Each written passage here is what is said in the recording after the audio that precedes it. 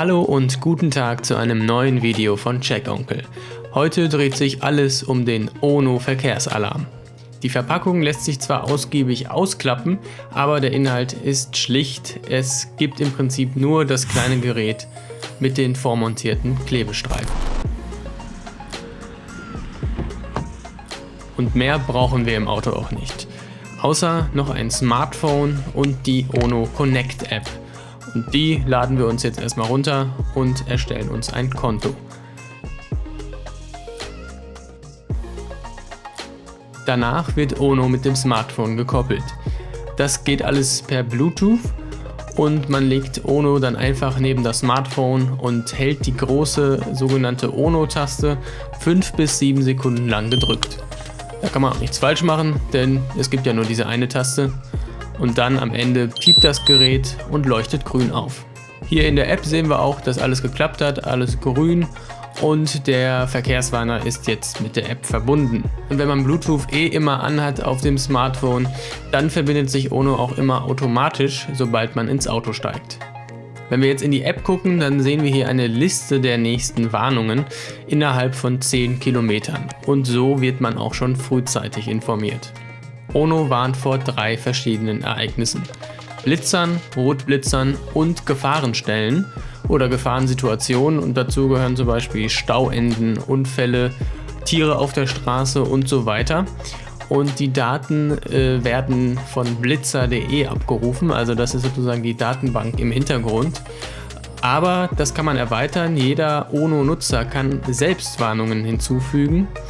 Und das geht auch ziemlich einfach. Wenn man jetzt einen Blitzer sieht, einfach an der betroffenen Stelle einmal auf die ONO-Taste drücken und bei Gefahren zweimal. So, genug der Vorbereitung. Jetzt wollen wir ONO mal in der Praxis testen. Und hier sehen wir auf der Karte, dass in rund 300 Metern schon ein Blitzer kommt. Und schauen wir mal, ob das stimmt. Also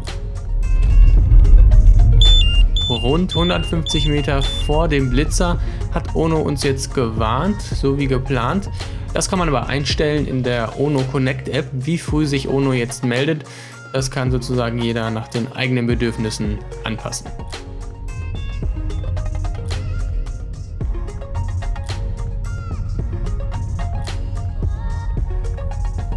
Und tatsächlich hat ONO recht, hier befindet sich ein Blitzer.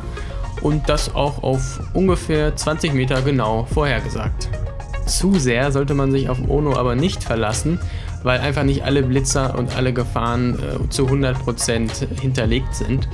Vor allem wenn es sich um neuere Blitzer handelt oder um mobile, kann es schon mal vorkommen, dass die einfach nicht in der Datenbank sind und ONO dann auch nicht warnt. Wir müssen auch darauf hinweisen, dass sich die Nutzung von ONO hier in Deutschland in der Grauzone befindet. Einerseits verbietet die Straßenverkehrsordnung Radarwarner. Andererseits sind Warnungen vor allgemeinen Gefahrenstellen wiederum erlaubt. Und das hat ONO ja auch zu bieten. Man kann sogar die Radarwarnungen in der App ausstellen. Damit würde auch ONO nur vor Gefahren warnen. Aber wer ein aktives oder betriebsbereites Gerät im Auto hat, der begeht eine Ordnungswidrigkeit. Das wiederum bezieht sich aber nur auf den Fahrer und nicht auf den Beifahrer. Und der Besitz an sich ist auch nicht verboten. Von daher muss am Ende jeder selbst abwägen, ob er ONO benutzen will oder nicht. In diesem Sinne, vielen Dank fürs Schauen und bis zum nächsten Mal.